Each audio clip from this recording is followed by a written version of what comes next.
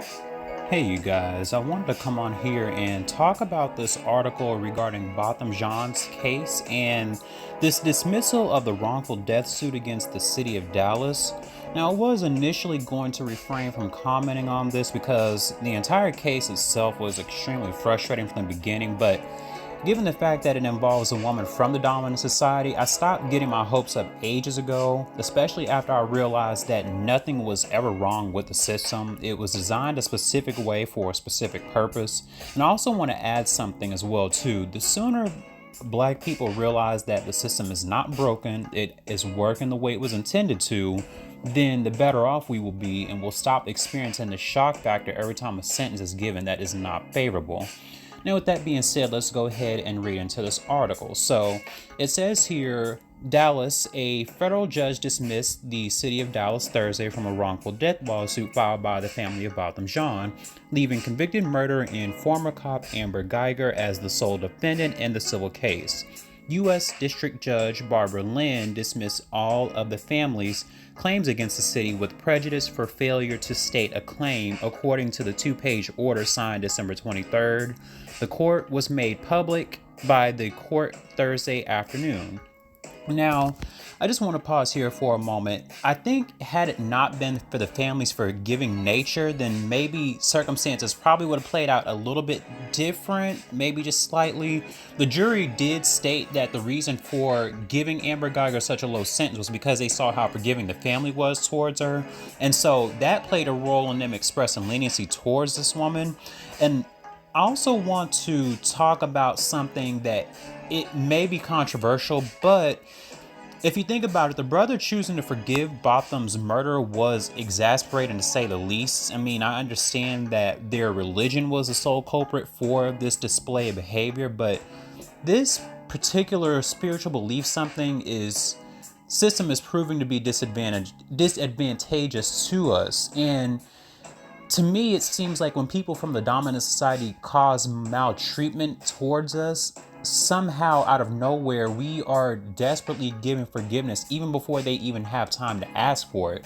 When you are so fixated towards magnanimous actions, you can't really focus on liability. And I feel like through imposed conditioning, Christianity has unfortunately turned into a pathological destruction that it causes erratic and irrational displays of behavior. I mean, you guys saw the case. Well, some of you probably may have seen the case. The brother's facial expression and his body language was an indicator that the mere notion of this religion is something that's unnatural. And I don't know about you guys, but he appeared to be uncomfortable, like this action was coerced. It didn't seem genuine, but if this is how his upbringing was, then it would certainly explain why he was so passive and failed to express a more lucid emotional reaction. I hate to say that I have to go there with this topic because I do understand and realize how many of our people are susceptible to it. Like I stated, it is a toxic pathology that is passed down through means of tradition. So a lot of us may have grown up being exposed to this religion. I do think black people should probably start asking themselves questions. There's nothing wrong with that. I guarantee you'll probably start to kind of wake up to see some of the illusory walls come down around you, and your mind will be able to thrive and flourish. So, sorry for getting off topic. Let me just continue to read this. Lynn had paused the civil case 3 months ago to accommodate the closely followed state criminal trial against Geiger that resulted in a murder conviction. Geiger is currently serving a 10-year sentence in Texas State Prison for killing John, 26, on September 7, 2018, after mistaking his apartment for her own on a different floor, which I really don't understand how that's possible, but whatever. She entered the apartment through a door left ajar, then fired her service weapon into the dark at what she believed was an intruder inside. Geiger was in uniform, off duty, and returning home from working her shift that day. Jean's parents, Bertram and Allison Jean of St. Lucia, filed their lawsuit 1 month after their son's death and claimed violations of his Fourth Amendment rights. In dismissing the lawsuit, Lynn accepted recommendations made by U.S. Magistrate Judge Irma Carrillo Ramirez 4 months ago that there were no police department policies that that there were no police department policies concerning conduct of off-duty officers. And so, as you guys see here, this is one of the reasons why I say that nothing is wrong with the criminal justice system, aka the white supremacy system, because the system is working perfectly fine. How can a system be broken that benefits the maliciousness of one group of people and severely damage black people?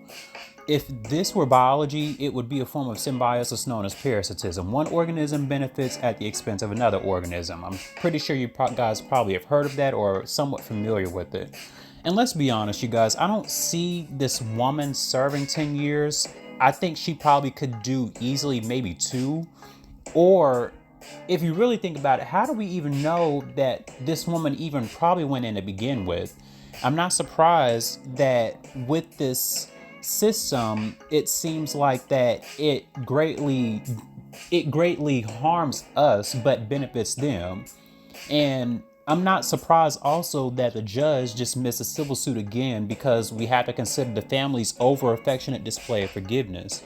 And I feel that paired with the fact that this system works in favor of the dominant society, that actually was the sole reason for this occurrence. But just in general, because I feel like this passivity of black people that we have, this passiveness, the dominant society definitely is aware of that. And they also know that we will never enact any form of consequence toward them. They know that we'll continue to frequent their establishments, we'll keep buying their clothing brands, we'll continue to support their religion, we will basically continue to do everything so as to not disrupt their system. And they pretty much can do all of this comfortably, knowing that we will talk about something and then quickly forget about what we were upset about in the first place. So let me go ahead and continue to read this. It says here, Ramirez rejected the Jean's argument that enough incidents involving off-duty Dallas police constituted a pattern of conduct that resulted in liability for the city. She concluded that those shootings are distinguishable from this case, do not establish a pattern, and are insufficient to show a custom or policy supporting municipal liability. The lawsuit claims Geiger called her attorney in 911 after shooting Jean in the chest. And then it says here, in an attempt to cover up for shooting Jean, defendant Geiger allegedly made certain comments to Jean knowing she was being recorded, who was then still suffering from the gunshot wound to his head and in a great deal of pain. The complaint states, at no time did defendant Geiger attempt to render emergency aid to Jean or take any life-saving measures. Jean was allowed to remain on the ground as he struggled to survive in extreme pain. Okay, so this article is pretty lengthy and it's really frustrating to continue reading on. And I don't want this video to be too long, but I will say this. The fact that you have a police officer who is supposed to not only adhere to the law on and off the clock, you have her shoot a person and then not offer immediate medical aid to this person. That actually is insanity to me.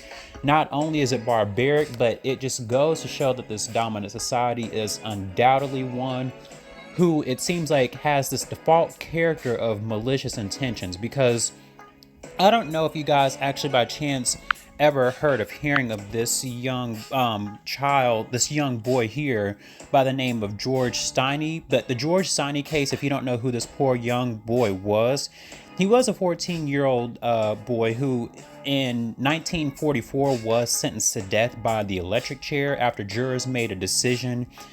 And get this, they only made the decision in 10 minutes. Obviously, you already know that it was a panel of jurors that did not resemble him. They did not look like him. So I'm sure you guys can probably figure out who the jurors were. And then also it shows where basically the little boy was guilty of a crime that he obviously didn't commit, which was that he allegedly murdered 2 young white girls. And apparently George and his older brother were the last ones seen with them.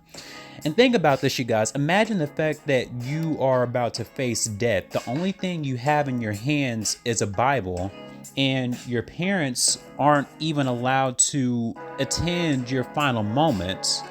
To add insult to injury, the state of South Carolina, they had eventually overturned the conviction 70 years later, well after the little boy was executed. And this case, honestly, these are my final thoughts.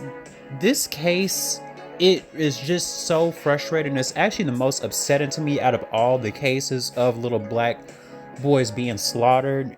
I mean, I know we talk about the Trayvon Martin case and Tamir Rice, and don't get me wrong, those cases are really sad and frustrating as well, but this one, I don't even have the words to describe. It's just, it makes me so mad. The little boy he basically didn't even have a chance. I think I might have to do a video on George Taney because he had his life unfairly taken from him, and once I do the proper research, I want to kind of give like a sort of like a mini biography on George up until his final moments. And I apologize, you guys, for kind of going off topic a little bit, but make sure you guys like, share, subscribe, and comment your thoughts on this video. I really cannot continue this because the whole thought of it just makes my head hurt and just makes me that much more frustrated. So anyway, you guys, I will make sure to talk to you in the next video.